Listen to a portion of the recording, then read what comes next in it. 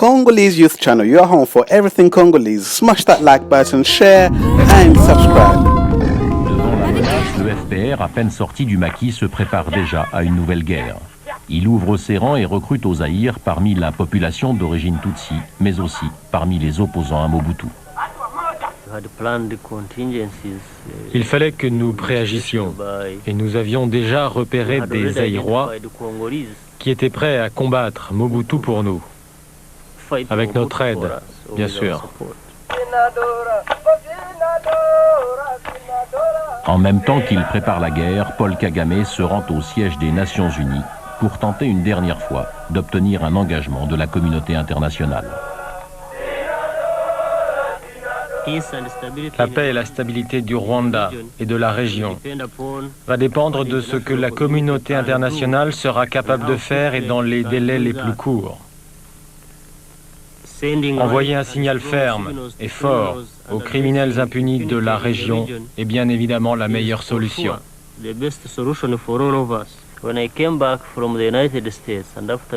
Quand je suis rentré des États-Unis et après avoir mis en garde le gouvernement américain et les Nations Unies, très honnêtement, j'étais dans un état d'esprit très combatif.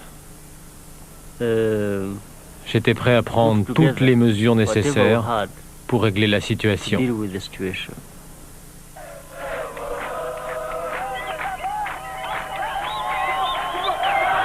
Au Rwanda, dans les camps du FPR, des milliers de Tutsis du Zaïre n'attendent plus désormais qu'un ordre pour passer la frontière. Mais Kagame voit déjà plus grand. Quitte à mener une guerre au Zaïre, autant essayer de mettre fin aux 32 ans de règne sans partage de Mobutu. Il sait qu'il peut compter sur la bienveillance des États-Unis qui aimeraient voir une nouvelle génération accéder au pouvoir en Afrique. Mais pour renverser Mobutu, une armée même entraînée ne suffit pas. Kagame doit avancer masqué, donner l'illusion que ses troupes ne font que conseiller une rébellion interne. Il lui faut donc trouver un homme de paille parmi les opposants à Mobutu. Ce sera Laurent-Désiré Kabila. Kabila a le bon profil, il est zaïrois, n'appartient pas à l'ethnie Tutsi et combat Mobutu depuis plus de 30 ans. Kabila était un petit joueur. Il vivait de l'arsen. Il se faisait de l'argent en exploitant illégalement des mines d'or, en faisant quelques enlèvements.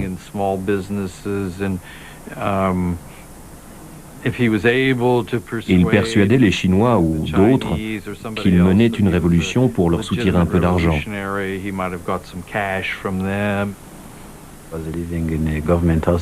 Il vivait en Tanzanie, dans une maison que lui prêtait le gouvernement. Il était sous la protection des services secrets. Je ne l'ai jamais vu faire d'affaires illégales. Je pensais qu'il avait un potentiel, car il s'opposait à Mobutu depuis très longtemps. Et en plus, il était du Katanga, de l'est du Zaïre. Il parlait Swahili. Kabila parlait très bien notre langue, mais on savait aussi que c'était un piètre organisateur. Il n'avait jamais réussi à s'organiser contre Mobutu. J'ai accepté de le présenter à Kagame. Pourquoi? Parce que le Rwanda avait de sérieux problèmes avec Mobutu. J'ai donc demandé à Innocent Bissangwa de l'amener au Rwanda pour le présenter à Kagame. Je l'ai conduit à Kigali. Je savais où aller. Je connaissais le bureau du vice-président et les gens qui travaillaient avec lui. J'ai vu Kagame et je lui ai parlé de Kabila. Il ne le connaissait pas du tout. Je ne me souviens de rien qui m'ait frappé à son propos. De toute façon, il fallait faire avec la situation et avec les Zaïrois. Disons qu'un accident de l'histoire nous a fait tomber sur Kabila. Mais seul, Kabila n'est pas un alibi suffisant pour servir de couverture à l'intervention rwandaise.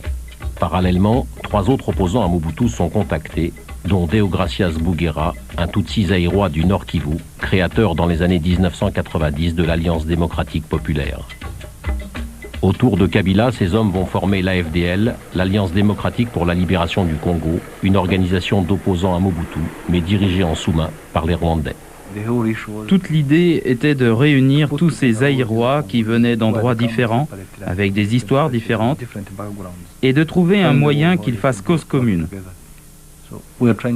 On voulait essayer de les impliquer ensemble dans une sorte de mouvement politique organisé, capable d'articuler un programme et même de justifier la guerre qui commençait au Zaïre.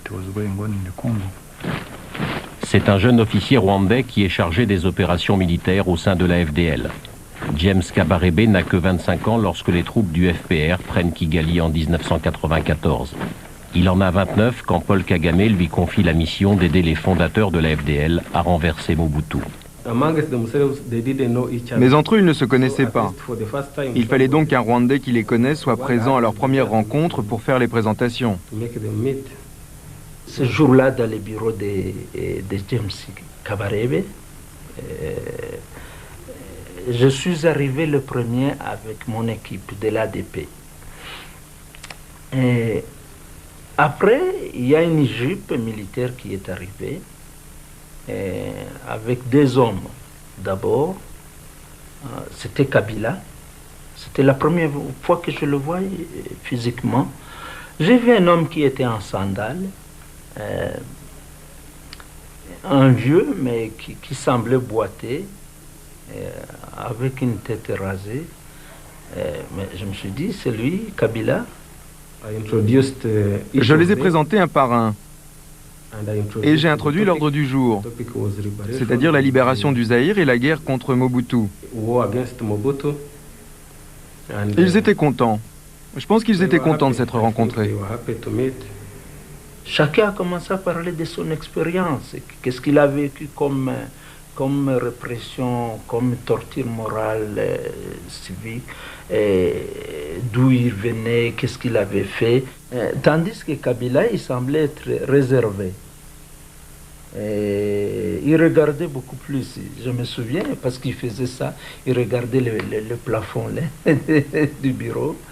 Et quand il a intervenu, il nous a dit que son parti, le PRP, avait ses militants dans le Sud Kivu. Les hommes, les armes, la logistique, tout est en place. Les Rwandais et leurs alliés de l'AFDL n'attendent plus qu'un prétexte pour déclencher la guerre contre Mobutu.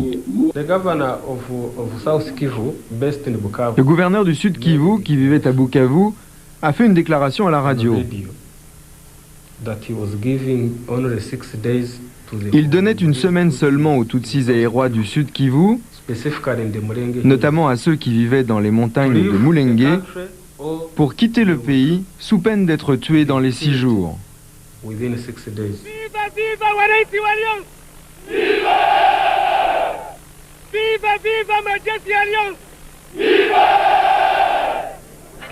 Le 18 octobre 1996, Kabila et les fondateurs de la FDL, à la tête d'une armée principalement composée de soldats rwandais, passent la frontière zaïroise à la tête de 3 colonnes en direction des villes de Goma, Bukavu et de Uvira.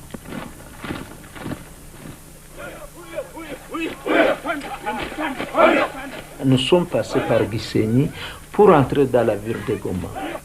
Et je me souviens que c'était la nuit, nous sommes entrés à 22 heures.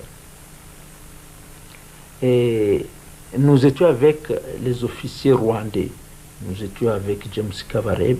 Je me souviens qu'on était en file comme des militaires. Et il pleuvait et c'était des jeunes militaires qui étaient devant. Et puis c'était un officier rwandais, un politicien congolais, un officier rwandais, un politicien congolais en file. Au moment où l'Alliance envahit le Zaïre, le président Mobutu est hospitalisé à Genève pour un cancer de la prostate. En 32 ans de pouvoir absolu, il a maté plusieurs rébellions, souvent avec l'aide de mercenaires discrètement recrutés par la France et la Belgique. Celle-ci ne l'inquiète pas plus qu'une autre. Il n'avait pas conscience de la réalité du danger que faisait peser cette rébellion qui n'était pas un épiphénomène, hein, c'était pas quelque chose de minime. J'entends encore l'intonation de sa voix. Robert, je connais Kabila. C'est un rien. C'est un petit trafiquant sur les hauteurs au-dessus de Goma et autres. Il vit de contrebande et autres. Je dis, Maréchal, je crois que vous n'êtes pas conscient du danger. Je ne sais pas qui est Kabila, je n'en ai jamais entendu parler, mais il est à la tête d'une armée. C'est pas une bande de rebelles. Il est à la tête de bandes, de bataillons organisés, disciplinés, déterminés. Et derrière lui, il y a l'Ouganda, il y a le Rwanda, et il y a, je crois, les Américains. Les Français voyaient en Kagame une sorte de créature américaine, une créature parlant anglais et qui s'était propulsée au pouvoir dans un pays qui, entre guillemets, était à eux. Donc n'importe quel individu, au Zaïre ou ailleurs, qui était soutenu par Kagame et par le Rwanda, était par définition anti-français. Comme à son habitude, Mobutu s'en remet à la France. Stopper l'avancée de la FDL, c'est après tout contrecarrer l'influence grandissante des Américains dans la région. Paris a donc tout intérêt à intervenir pour préserver son précaré. Le maréchal envoie son conseiller personnel plaider sa cause à l'Élysée. J'ai exposé la situation à l'Élysée, à la cellule africaine de l'Élysée. Eh bien, j'ai reçu la réponse des bonnes intentions, mais très clairement, on m'a fait comprendre que la situation internationale de la France ne lui permettait pas d'intervenir dans les pays des Grands Lacs à cause des retombées de l'opération turquoise. Depuis l'opération turquoise, en effet, la donne a changé. Soucieux de renforcer leur position en Afrique, les Américains n'entendent plus y laisser le champ libre à la France. Mobutu l'a compris un peu tard. Sa seule chance d'arrêter l'avancée des troupes de Kabila est donc de jouer la carte humanitaire et de demander une intervention des Nations Unies en faveur des réfugiés pris dans les combats. Il fallait absolument obtenir l'envoi des forces multinationales. Si le président Mobutu le demande, il dit si moi je le demande, ils n'accepteront pas. Et il a demandé que la France soit le porte-parole. La place du président Mobutu dans le dispositif français a toujours été une place non seulement importante, mais privilégiée. Alors, monsieur le Premier ministre, ami, vous êtes dans une forme comme toujours éblouissante. Vous savez, l'estime dont le président jouit en France comme en Europe, et qui est très grande, le respect dont il est entouré dans nos pays, vous savez l'amitié qu'on lui porte. Et puis alors s'agissant de moi, vous savez que j'ai pour lui des sentiments très profonds et très respectueux, mais qui sont les sentiments de l'affection. La France a accepté, et M. Dupuche m'a dit, nous allons faire cette demande. Et après, ils nous ont envoyé Robert Bourgi, qui est descendu voir le président Mobutu avec la réponse positive que la France allait demander l'envoi de forces de l'ONU au Zaïre. Mais quand cette demande a été faite, il y a eu l'opposition des États-Unis. N'importe quelle force internationale envoyée au Zaïre fin 1996, que ce soit pour protéger les réfugiés, pour calmer la situation ou n'importe quoi d'autre, aurait aussi servi à renforcer l'autorité de Mobutu et de son gouvernement. C'est ce que voulaient les Français. C'est ce que nous ne voulions pas. Il n'y avait aucune raison de sauver Mobutu.